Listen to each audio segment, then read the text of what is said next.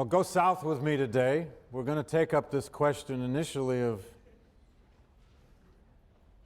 it's an old American question. How peculiar or distinctive or different is the American South? That used to be a question you could ask in quite some comfort. The Dixie Difference, as a recent book title called it, or Dixie Rising, as another recent book title called it. The South, of course, is many, many, many things, many, many, many peoples. There are so many Souths today that it has rendered this question in some ways almost irrelevant, but in other ways, of course, not. We still keep finding our presidential elections won or lost in the South. Name me a modern American president who won the presidency without at least some success in the states of the old Confederacy. Look at the great realignments in American political history. They've had a great deal to do with the way the South would go, or parts of the South would go. We're on the verge now of the first Southern primary in this year's election in South Carolina. And everybody is wondering, is there a new modern South Carolina or not? Now, this question is fun to have fun with in some ways because it's fraught with stereotypes, isn't it? The South. Hot. Slow. Long vowels. Great storytellers. And so on. Oh, and they love violence and football and stock car racing and et cetera, et cetera, et cetera. Well, I grew up in Michigan, and I can assure you that Michiganders love all those things too, and probably even more. But the idea of Southern stereotypes is very, very old. It isn't a product of the Civil War by any means. The South is an idea. The South and its distinctiveness was very much there even in the colonial period. Travelers from England and elsewhere, France, who would come to the American colonies, would travel throughout the colonies, would often comment on this, that somehow Southerners were different culturally, attitudinally, behaviorally. And none other than Thomas Jefferson himself left this famous description of the characterizations of Southerners and Northerners. He wrote this in the mid-1780s. He was writing to a French correspondent. And Thomas Jefferson described the people of the North, this is in the 1780s now, before the cotton boom and all that. He described the people of the North this way, Jefferson. Northerners are cool, sober, laborious, persevering, independent, jealous of their own liberties, chicaning, superstitious, and hypocritical in their religion. Take that, Yankees. But Southerners, he said, they are fiery, voluptuous, indolent, unsteady, independent, zealous of their own liberties. He changed jealous to zealous there. If we're doing close readings, we might, go into that for 20 minutes. But we're not. He's not over. Zealous of their own liberties, but trampling on those of others, generous, candid, and without attachment or pretensions to any religion but that of their own heart. Now, we can debate what Jefferson got right or wrong there, or what's held up. But do note how he said both sides were either jealous or zealous of their own liberties. That could be an epigraph on this course, if you like, because in the end, when this Civil War will finally come, both sides will say over and over and over again that they are only fighting for liberty. Everybody in the Civil War will say they're fighting for liberty. In one of the greatest books ever written on the South by a Southerner, in particular, Wilbur Cash's great classic in 1940, called The Mind of the South, he did something similar to Jefferson. Although he's focusing only on Southerners here, Cash was a great journalist, intellectual historian in his own right, deeply critical of his beloved South. In fact, it was Cash who wrote a book called The Mind of the South, in which he argued in part that the South had no mind. He didn't really mean it. He said, Southerners are proud, brave, honorable by its light. The South is proud, brave, honorable by its lights, courteous, personally generous, loyal, swift to act, often too swift, but signally effective, sometimes terrible in its actions. Such was the South at its best, said Cash, and such at its best it remains today. Then comes a but. But the South, he says, is also characterized by, quote, violence, intolerance, aversion, and suspicion toward new ideas, an incapability for analysis, an inclination to act from feeling rather than from thought, attachment to fictions and false values, above all, to great attachment to racial values, and a tendency to justify cruelty and injustice. Some of the South's greatest critics, of course, have been Southerners. What's distinctive about the South, especially this old South? There's Shelby Foote to comment on this. None other than Shelby, the star of Ken Burns' film series on the Civil War, that lovely, lovely, lovely geriatric in a blue shirt that American women fell in love with in a documentary film. It's the only time in recorded history that anyone fell in love with anybody in a documentary film. Shelby Foote said this, and who is he speaking for? I'm not aware that there is such a thing as Southern art, said Shelby. At least not if you're defining it by technique. If there's something distinct about it, Southern art, it's subject matter and also inner heritage. All Southerners who try to express themselves in art are very much aware that they are party to a defeat. Now, that's Shelby Foote speaking for white Southerners. And when Shelby Foote uses the term Southerner, he means white Southerners, but party to a defeat. Or as Walker Percy, the great Southern writer, was once asked, he was asked in effect, why do Southerners have such long memories? They don't seem to forget anything. And he gave a simple, straight, declarative answer. He said, because we lost the war. We lost.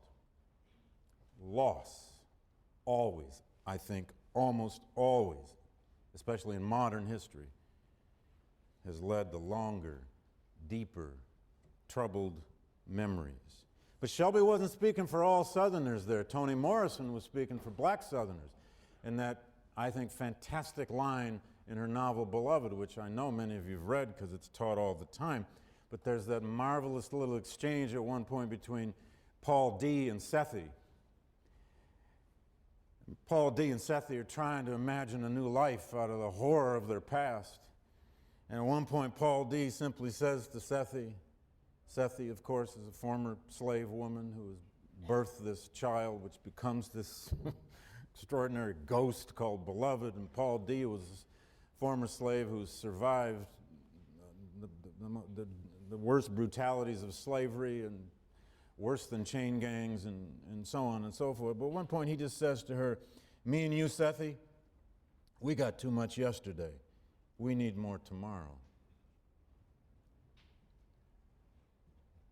Too much yesterday. We need more tomorrow. Why does the South have such a long memory? Why is history and memory sometimes a deep family matter to Southerners, whereas it isn't necessarily to Northerners, or so it seems?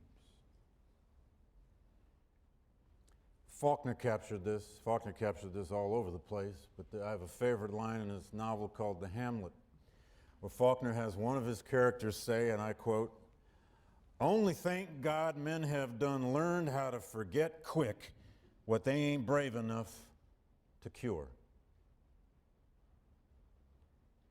Can't cure it, can't solve it, can't get rid of it? Forget it. Or try to forget it. Or work on forgetting it. Or create a structure of forgetting, which is, of course, always a structure of remembering at the same time.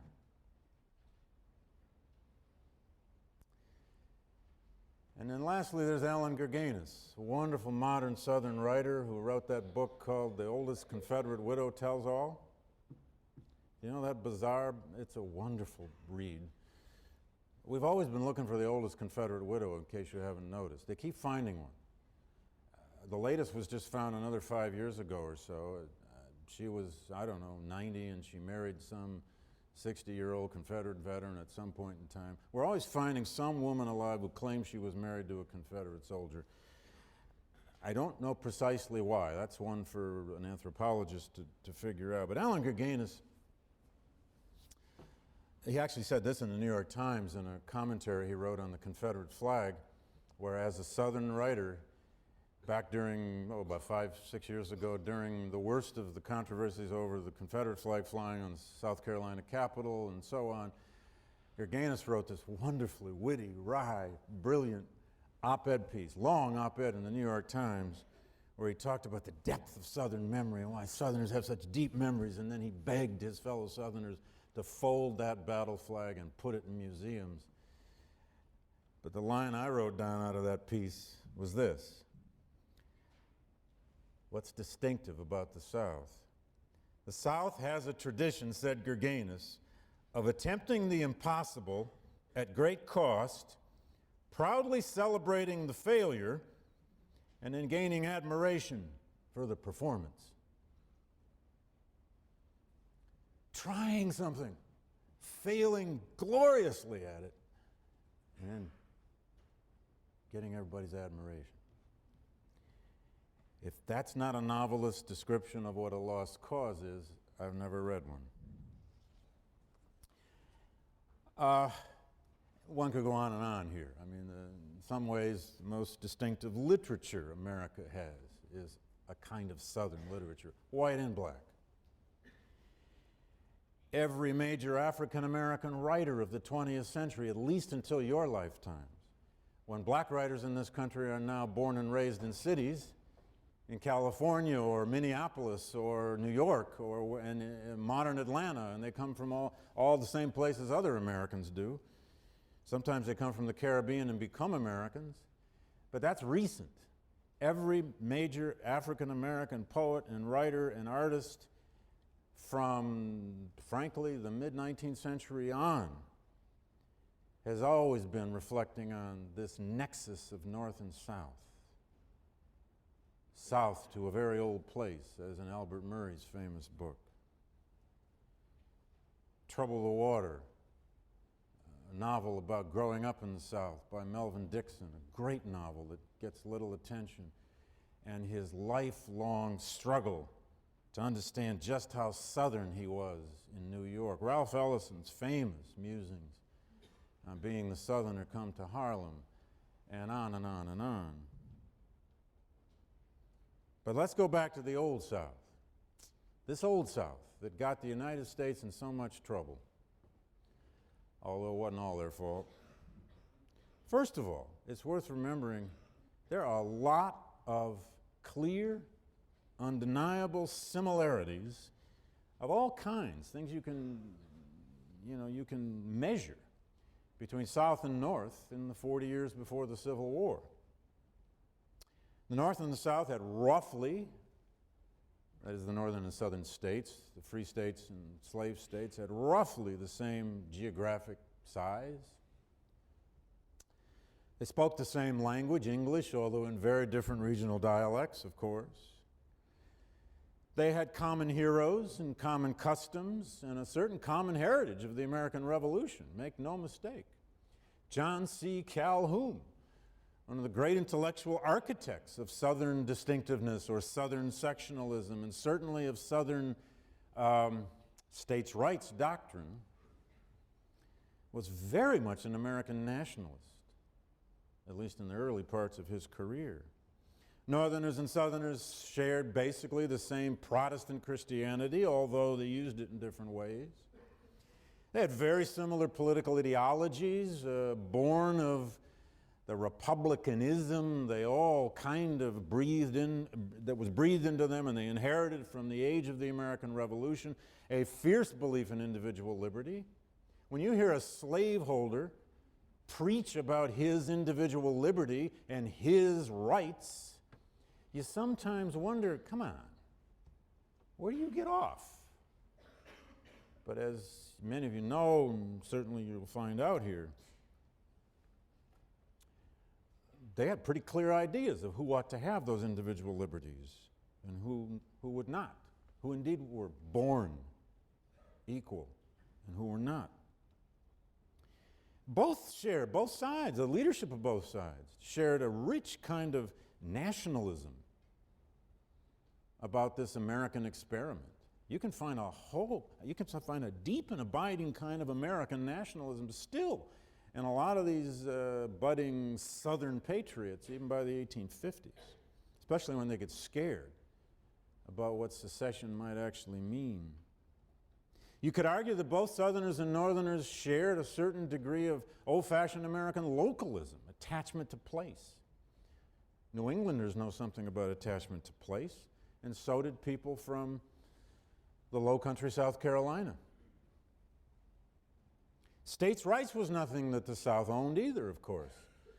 Some of the most open exercises of states' rights, of course, before the 1850s were conducted by Northerners, like in the Hartford Convention of 1814, like in personal liberty laws we'll come to a bit later, in resistance to the Fugitive Slave Act. The state of Wisconsin enacted a personal liberty law that said they were not going to enforce the Fugitive Slave Act and turn in fugitive slaves, and the justification was that it was their state's right to do so.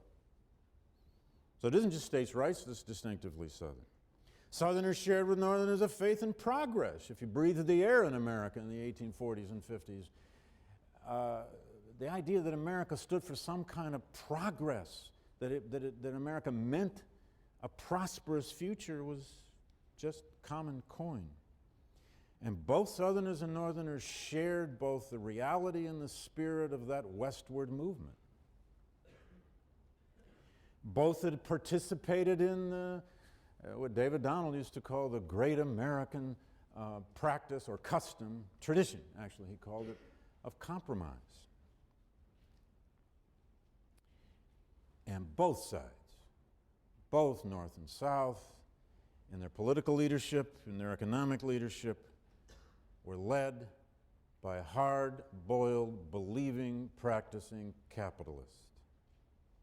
Southern slaveholders were not pre-capitalist. There's historical scholarship that used to argue that a couple generations ago, but not anymore. And throw this statistic up. You could argue that both sides had essentially the same kind of oligarchies. Less than 1% of the real and personal property in both South and North by the 1850s was held by approximately 50% of free adult males. The richest 1% in both sections, put another way, held 27% of all the wealth. The North had budding oligarchies, just like the South did. Now, those oligarchies were based on different things, and that's where the rub came. A little more on this distinct South. I said earlier that this is an old idea. I mean, it goes back into the 1800s. You can find all kinds of examples of these stereotypical conceptions of the South, and French, British visitors. One of the most famous, Hector St. John de Crevecoeur, who in his famous fictional letters Letters from an American Farmer. He invented a character, if you've ever read that great text, called Farmer James. His typical American farmer, Farmer James, was of course a Pennsylvanian, sturdy, probably had some German blood in him.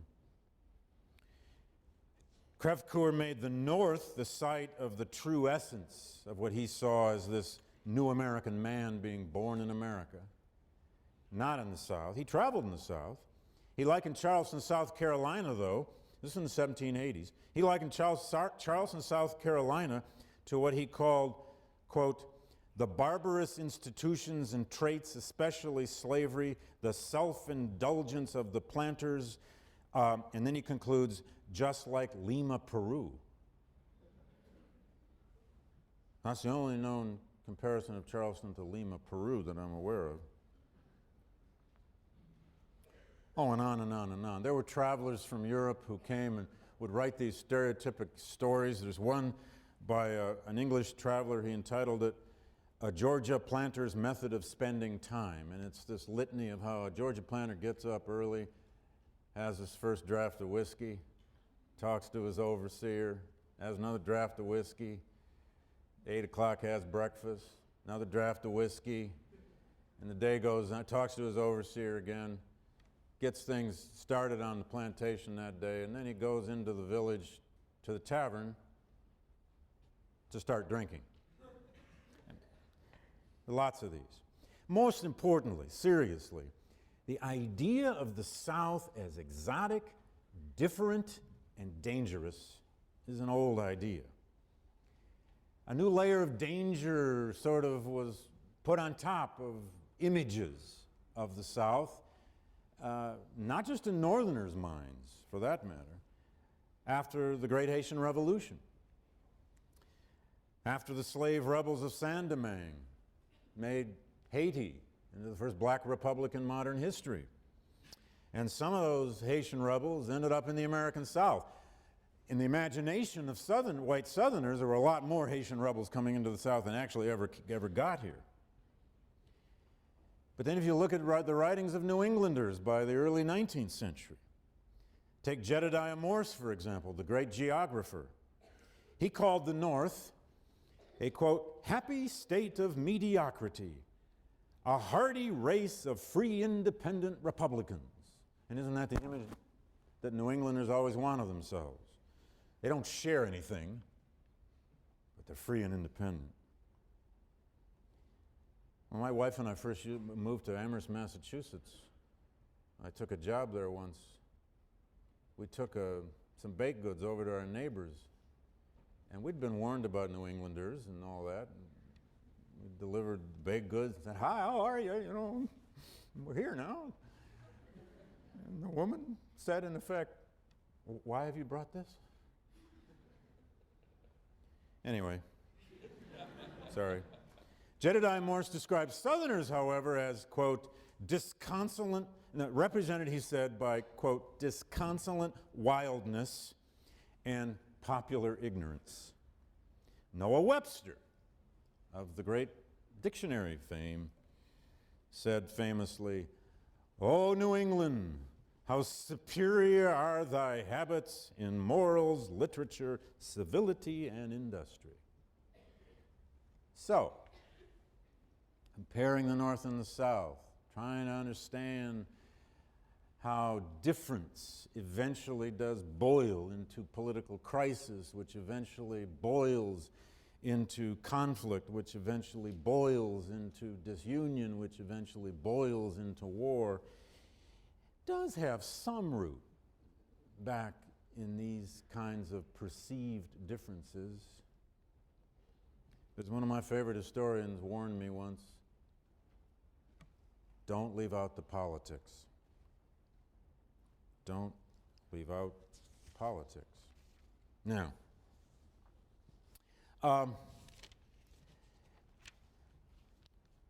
if I could hang your hat on one kind of Southern distinctiveness, perhaps above all, it's fun to play with all these stereotypes and realize that if so many people were writing this way from personal observation, yeah, there must be something to all these differences. But what eventually evolved in the South, and we will return to this a good deal next Tuesday when I'll devote an entire lecture to this kind of slaveholder worldview and the pro-slavery argument, the pro-slavery defense, and how that evolved into a political culture. But if there's one thing, and this is a little risky because there are always holes in any claim like this, but if there's one distinct feature of the Old South society and indeed its leadership and most of its people, it would be what we might label anti-modernism. It was a society that eventually developed a disdain for what they perceived as the corruptions of modern commercialism. Southern slaveholding leadership in particular were very suspicious of the spread of literacy. They were very suspicious of the democratic tendencies, or so it seemed, the democratic tendencies of that northern society, which was spreading literacy more widely, and eventually the right to vote more widely, at least among white people. It is a society where the leadership, for sure, and much of the non-leadership, were suspicious of reform, suspicious of change, suspicious of democracy itself. Democracy, the slaveholding class of the South came to see small d as a dangerous thing. It was a threat to hierarchy, and the South became, quite distinctively, a very hierarchical society. More on that in just a second. It became a hierarchical society rooted very deeply in open conceptions of class and obviously open conceptions of race. Some were born to rule. In the overall attitude of the planter class and the leadership class of the American South by the 1840s and 1850s, some were born to rule and some born to be ruled. Deal with it, was their attitude. They became deeply protective and insistent upon their own peculiar sense, and there's a great scholarship on this, their own peculiar sense of honor. Honor. That old-fashioned concept, it's an old-fashioned word. How many of you even use that word anymore? Do the honorable thing? I didn't act today with much honor, did I? We're more likely to, we have other words for it now. And we might say class. We did that with class. Or being effective. I don't know. What would a synonym today be for honor? Anyone? A good synonym for honor. A person of character. I don't know. You keep work on that, will you? Synonym for honor. Well, honor in the Old South, there's a whole vast scholarship on this, and 2 or 3 of the teaching assistants in this class are real experts on it, so take it up with Steve and Sam and others. But it was essentially a set of values. And it was a deeply rooted set of values in the planter's worldview. It was a form of behavior, demeanor. Yes, it meant a certain kind of gentleman's understanding of behavior. It was the idea that a gentleman must be honest, a gentleman must be trustworthy, a gentleman was a man of entitlement, a gentleman was a man of property, a gentleman had class, rank, and status, and you better recognize it. And the most important thing in the Southern Code of Honor, I think, safe to say, was reputation. A man of honor must be recognized, must be acknowledged. And indeed, there must be virtually a ritual of that recognition. Now, honor is alive and well around the world today, make no mistake. I mean, it's alive and well in diplomacy. It's alive and well in many, many cultures. I was part of a huge conference last summer in West Africa on the end of the slave trade in Ghana. And we had people participating in that conference from 15 or 16 different African countries. We had African chieftains involved. We had the vice president of Ghana and the president of Togo, and on and on and on. We spent an entire day doing nothing but bowing and doing honor And for Americans, all our democratic experience, and do I have to put a tie on for this event or not? This kind of ritual honor all the time. I mean, after all, we have a president who just likes to speak like a Texan. He doesn't do all that honor stuff. I'm sorry, if I'm going to do Bush, I got to work on that, don't I? That's terrible. Who's that guy who does those commercials? He's brilliant at Bush. Forget. Anyway. James Henry Hammond of South Carolina once said, I quote, "Reputation is everything. Everything with me depends upon the estimation in which I am held." That's honor.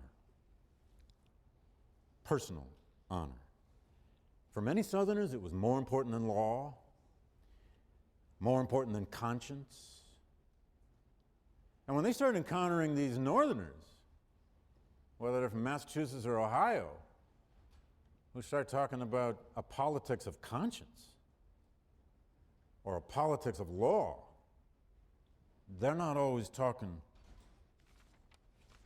on the same page. So anti-modernism and honor are two hooks you can hang your hats on. There are all those other claims. The South is distinctive because of its climate, hot weather, et cetera, et cetera, et cetera. There's book after book after book on this, like Clarence Kayson's famous book, 90 Degrees in the Shade, which is supposed to explain all Southern behavior and ideas. Ruralness is often used to explain the distinctiveness of Southern writing and art and so on. I do love Eudora Welty's description of this. She didn't just say it's all because the South is rural, but Eudora Welty was once asked why Southerners can be such great writers or such good storytellers. And she was a wonderful storyteller. Her answer was this, and it's got something to do with how the lost cause took hold too, but she said, "Southerners love a good tale.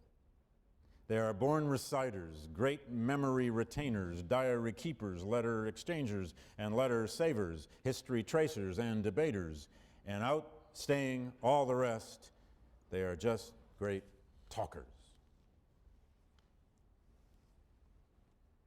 Now, I've met a few New Englanders who are good talkers too. Then there's this issue of conservatism. Why is the South the seat of American conservatism? Why did a Southern strategy in modern American political history reinvent the Republican Party? Even though some defenders of that particular movement claim it didn't happen, like David Brooks tried to claim in the New York Times. David Brooks is a revisionist.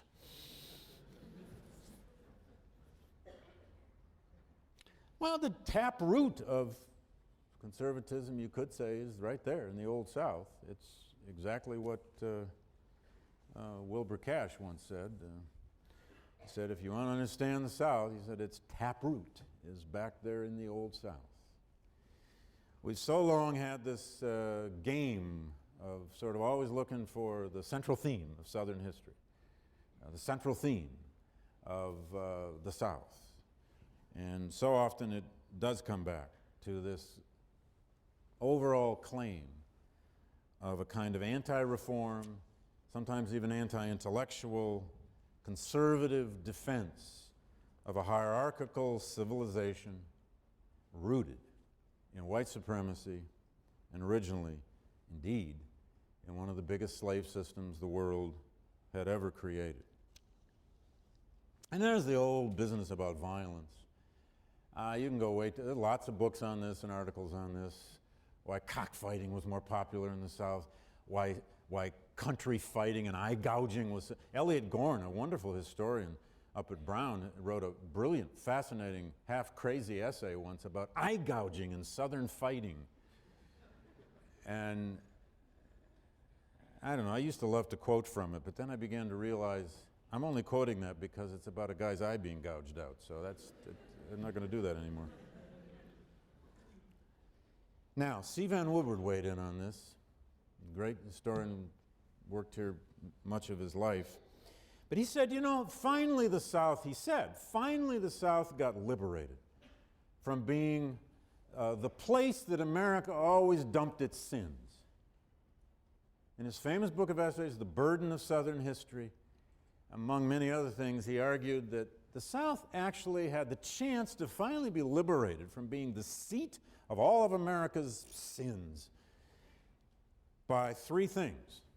He didn't live long enough quite to, well, he actually lived long enough, but he didn't really write about what I would add as a fourth one. But he said the Civil Rights Revolution finally began to liberate the South. And concomitantly, a second reason is that Civil Rights Revolution also brought, through its process, a huge discovery at the same time of Northern racism.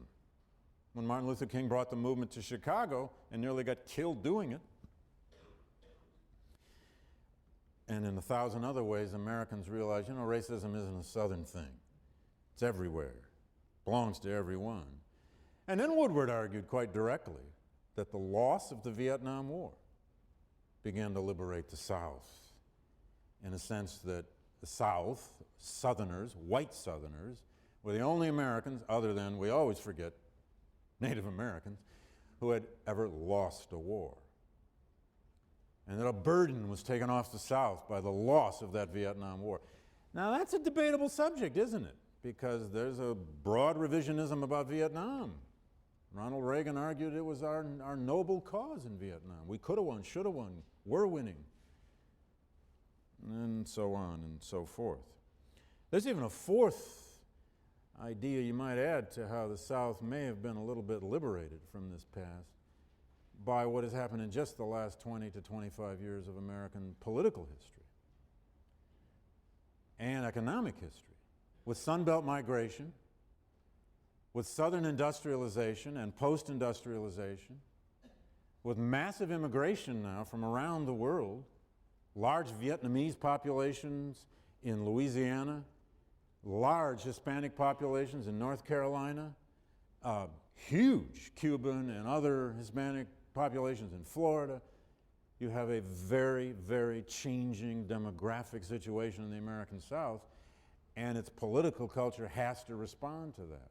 So we may live in your lifetime to a time when this burden of Southern history may get all but lifted altogether from Southerners, unless we don't forget the Civil War. And we don't seem to forget it. As I said the other day, if that Confederate flag would just go away, just vanish, just stick it in the basement of museums and no one would ever care about it anymore, maybe the South's burden would go away. But there's another kind of burden, and again, Woodward and many others have written about this. One of the most distinctive things about the South is, of course, its history. Not just its cultural, not just its attitudes, not just its behavior, not the kind of stuff that, what's his name? John Shelton Reed, the great sociologist, is always doing these surveys of attitudes about Southerners, of Southerners, by Southerners. But let's remember, the South had a distinctive history. The antebellum Southern economy became, by the 1820s, without any question, a slave economy. And by the 1820s and 1830s, the American South became what I think you could safely say was the fifth slave society in human history, maybe the sixth. This is debatable. Now, for a long time in American scholarship and in American classrooms, one of the deep mythologies about this whole story of the era of the American Civil War in the Old South is that the Old South's plantation economy was dying out. Soil was being eroded and wasted along the eastern seaboard. And they were using up the great soils of the Mississippi Valley, and over time, that slave system just somehow wasn't gonna work out. Now, Ulrich Phillips argued this years and years and years ago. Others argued it from real research, but along came Robert Fogel and Stanley Ingerman and a generation of other scholars from the 1960s on, and there were people even before them who looked at the Southern economy through cliometrics and statistics and a broad swath of new economic historical methods and analyses, and they discovered that, sorry folks, slavery was extremely profitable. The Southern economy, thank you very much, was booming. South had its greatest cotton crop ever in 1860. It was affected by the major American depressions of 1837, 1857, but not as much as the North.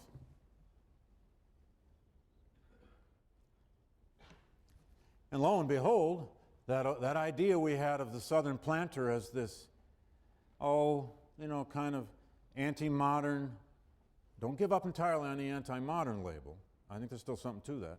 But that anti-modern, kind of backward-looking planter who, he didn't really like world markets. He didn't like railroads and trains and all that stuff. He just wanted to make a decent little living if he could off growing some hemp and some tobacco and some indigo and some rice and some cotton.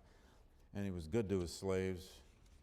They had a bad break coming from Africa, but it's the way it goes.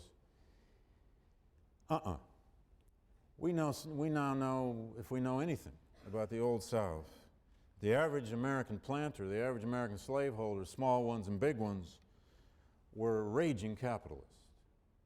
They understood markets. They understood profits. They were men of rational choice. And the way to wealth in the American South, the way to wealth, even before the cotton gin, but especially after Eli Whitney's cotton gin. And by the way, folks, everybody knows Eli Whitney invented the cotton gin. It was originally this little box smaller than this lectern.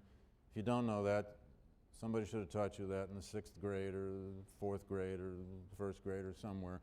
Good old Eli Whitney, it's his fault we had the cotton boom and slavery grew. And you get sort of Eli Whitney to the Civil War. And then we have a great war for weeks, and it's all Eli Whitney. He's buried right across the street. Go into Grove Street Cemetery, son. Go visit his grave and say, "It's not your fault, Eli. It's okay." Because them planters, they were raging capitalists just waiting for you. All you did is give them a machine. The way to wealth. Faulkner wrote about this too, in that immortal character he created in Thomas Sutpen and Absalom. Who is Thomas Sutpen? Thomas Sutpen is that guy who arrives out in Alabama with a group of Haitian slaves with him. He treats them like an absolute tyrant. He carves down the forest. He begins to cultivate the land, and he declares what you gotta have for success in the South is a house, some land, and some niggers. That's another one of those sentences by Faulkner that sort of captured this spirit of Alabama fever, as it was called, in the 1820s and 30s, and Mississippi fever in the 1830s, Louisiana-Texas fever by the Louisiana fever is even earlier, but Texas fever by the 1840s. The land was so rich, and it was really cheap at first. Now, how powerful was the cotton boom once it took hold?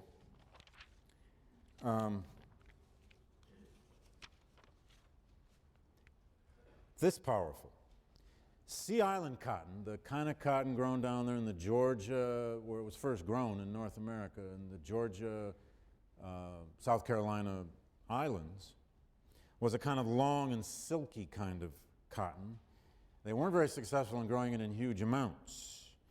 But that short staple cotton that eventually was the form of cotton that the cotton gin made into such a massive, marketable world product is what made the cotton boom boom.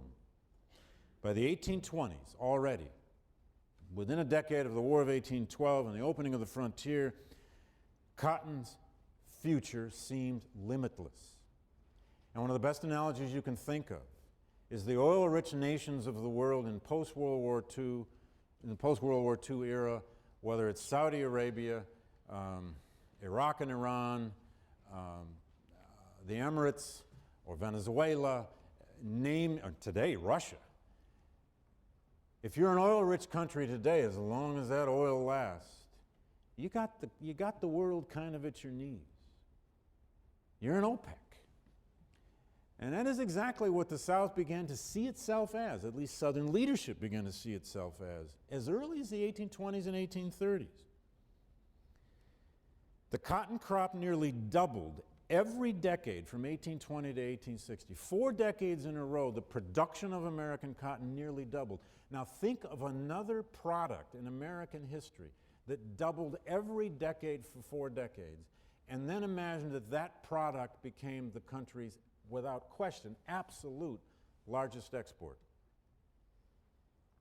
General Motors at its height, when I was growing up in Flint, Michigan, in boom times, would have wished it could have said that. Already by 1825, that early, the South was the world's largest supplier of cotton and fueling now this industrial revolution in textile production in Great Britain and other places. And think of it this way. I need a map for this, excuse me.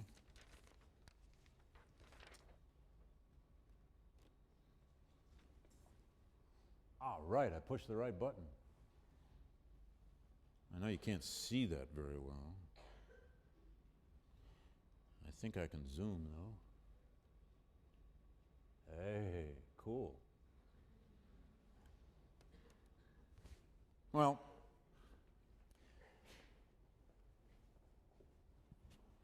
I don't know if you can see those colors much at all. Sorry about that. But what you've got at the top are the early 1790 and I think 1820 in terms of slave population in the American South. But if you look at 1860, the bottom map, if you can vaguely see those deep, dark red areas, you can see where cotton moved, where slavery moved in the domestic slave trade, and then where Southern political power moved. And you will find, as we will in the next few weeks, the Southern political power by the 1850s and 1860s is really no longer in Virginia or even South Carolina. It's out in the Mississippi Valley. There's a very good reason Jefferson Davis becomes president of the Confederacy in 1860. It's because he's from Mississippi. Now, fortunes were made overnight. New wealth overnight. A number of men, as one historian has written, I think quite effectively, mounted from log cabin to mansion, I quote, on a stairway of cotton bales, accumulating slaves as they went. If you had 5 slaves and a good piece of land in Alabama in 1820, you might very likely have 50 slaves and a hell of a lot more land a decade later. But it's also worth knowing that that slave-holding population was also fluid. People moved in and out of it. There were approximately 400,000 slaveholders, white slaveholders, in the American South by 1860. About 1/3 of Southern white families at one time or another had at least a toehold in slave ownership. That means 2/3 did not, of course. 2/3 of the white South remained in those classes we've come to call the yeoman farmers, the poor whites, or the sand hill farmers, as they were sometimes called. In certain regions of the South, the yeoman farmer non-slaveholding but landowning usually, and in the poor white farmer non-slaveholding but usually not even landowning, usually renting or working for wage labor, were 40, 50, and even 60% of the white population in a given region.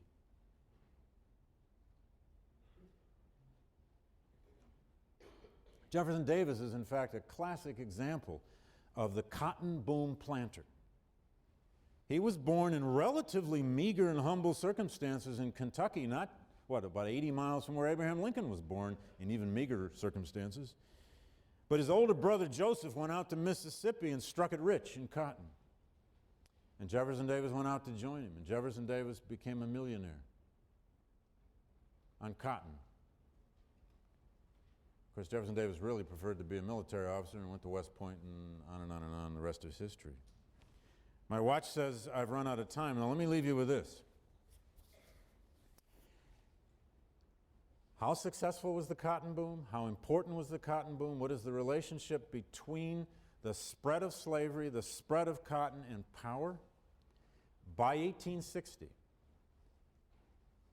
there were approximately 4 million slaves in the United States, the second largest slave society, slave population in the world. The only one larger was Russian serfdom. Brazil was close. But in 1860, American slaves, as a financial asset, were worth approximately $3.5 billion. That's just as property. $3.5 billion was the net worth, roughly, of slaves in 1860. In today's dollars, that would be approximately $75 billion. In 1860, slaves as an asset were worth more than all of America's manufacturing, all of the railroads, all of the productive capacity of the United States put together.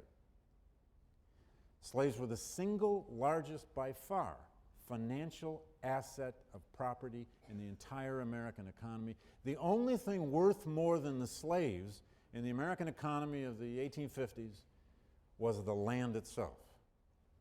And no one can really put a dollar value on all of the land of North America. If you're looking to begin to understand why the South will begin to defend this system, defend this society, and worry about its shrinking, and worry about a political culture from the North that is really beginning to criticize them, think $3.5 billion and the largest financial asset in American society, and what you might even try to compare that to today. Now, I'll pick up with this next Tuesday. It's a perfect transition into the pro-slavery argument and the Southern worldview. Thank you.